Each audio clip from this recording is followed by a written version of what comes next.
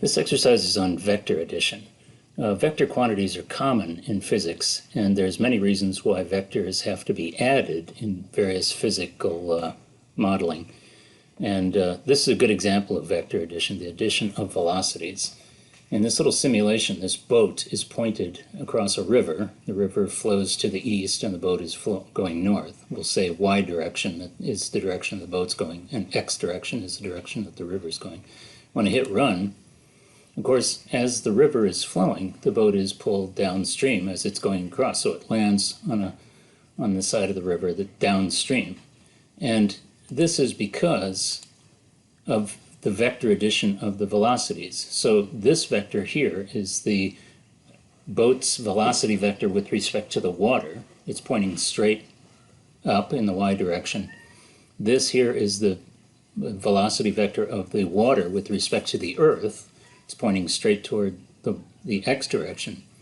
And the velocity vector of the boat with respect to the earth is the vector sum of those two. It's this vector right here. Now you can see the velocity of the boat. It's at 0 degrees from north, and its speed is 4 meters per second. And the velocity of the river is straight east in the x direction and 3 meters per second.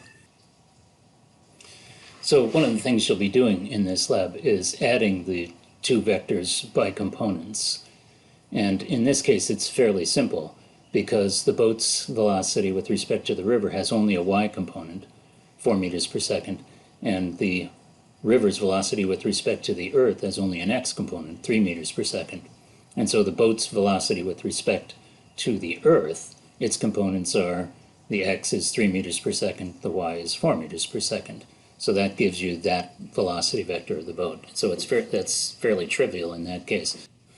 And one of the things that this program automatically does for you is calculate the boat's velocity with respect to the earth. And you can see here it's 5 meters per second, 36.87 degrees east of north. So that's the first example that you'll look at. But what happens if the boat is not pointed directly north? Let's say we point it to the west, like 33 degrees to the west of north. Then it's going to go in a different direction, right? Because the velocity vector of the boat with respect to the river is now this vector here. The velocity vector of the river with respect to the earth is still the same. It's still going straight east. But the velocity vector of the boat with respect to the earth is pointing in a different direction. And if I hit run, you can see it's going in that direction because the boat's velocity with respect to the earth is in a different direction. Now, how do we calculate the velocity vector of the boat with respect to the earth? Well, the answer is we can add these two vectors by components. Here is the y component of the boat's velocity with respect to the river, and here is the x component, right? And since we know this angle is 33 degrees right here, then the y component is 4 meters per second, that's the boat's speed on the water, times the cosine of 33 degrees, and the x component is 4 meters per second times the sine of 33 degrees. And of course that's negative since it's traveling in the negative x direction.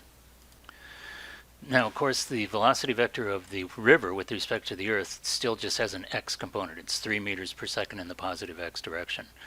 So to sum the two vectors by components, the velocity vector of the boat with respect to the earth, its x component is the sum of this green component and the yellow component, which is this one here.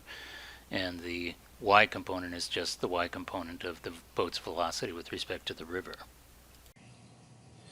So you're going to do a couple of vector addition calculations that way. Now one other thing you'll be asked to do is calculate the amount of time that it takes for the boat to get across the river.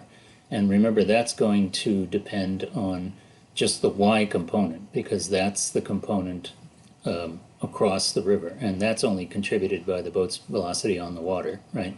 So whatever is the y component of that speed will tell you how long it takes to get across the river. The river is 50 meters in diameter, so for instance if it's traveling 10 meters per second in that direction, then it'll take 5 seconds to get across. So that's the other thing you'll be able to calculate. So this should get you started on the exercise.